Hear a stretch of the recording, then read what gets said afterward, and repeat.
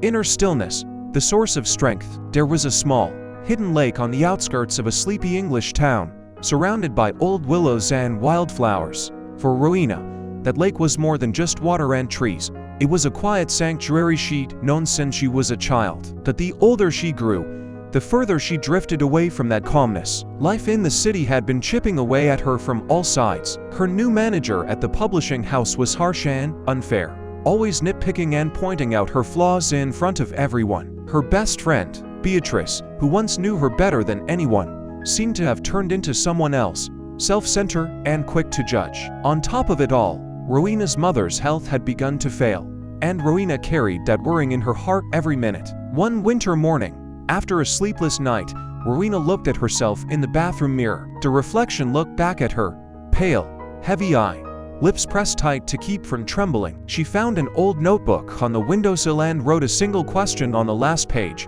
When will I feel peaceful again? That afternoon, everything seemed to unravel.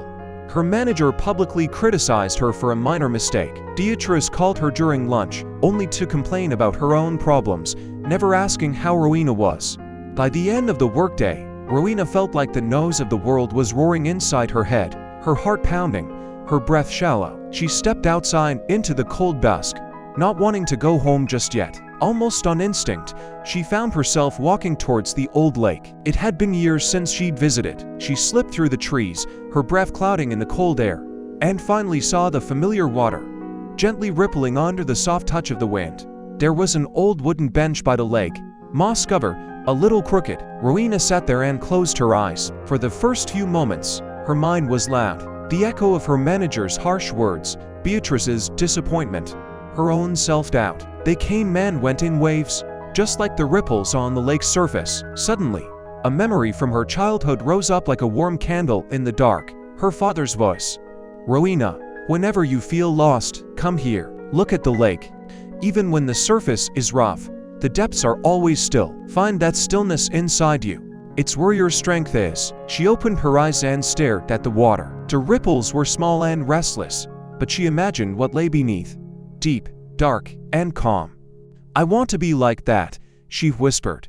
No matter what comes my way, I want my depths to stay still. From that evening, something shifted inside Rowena. She started returning to the lake every morning, even if only for 10 minutes before work. She left her phone in her bag, didn't listen to any music, only the wind in the trees, the water lapping the shore, the birds calling out at dawn. At first, the nose in her head tried to fight back. One morning, she sat on the bench and heard her own fears. You're weak. You'll never change. You're not enough. But she didn't fight it.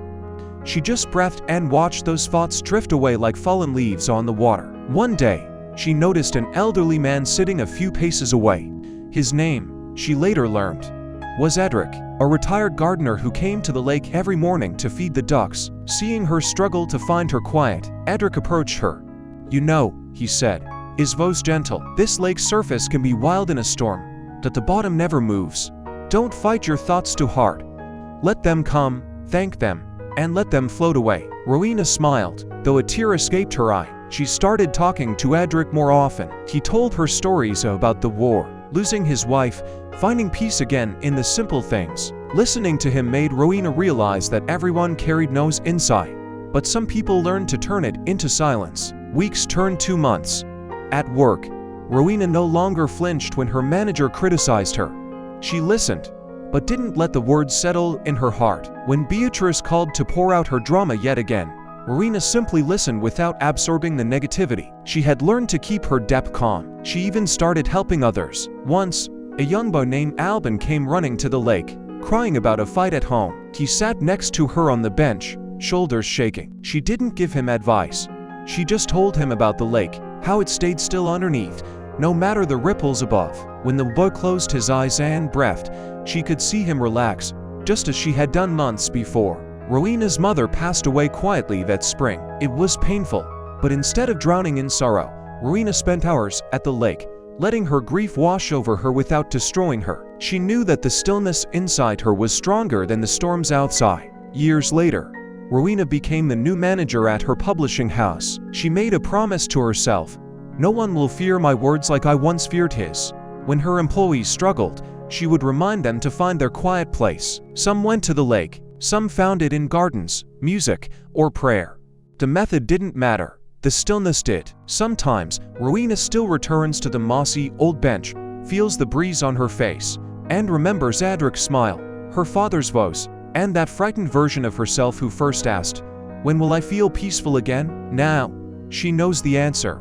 Inner stillness is always there. It is the source of a strength no storm can take away.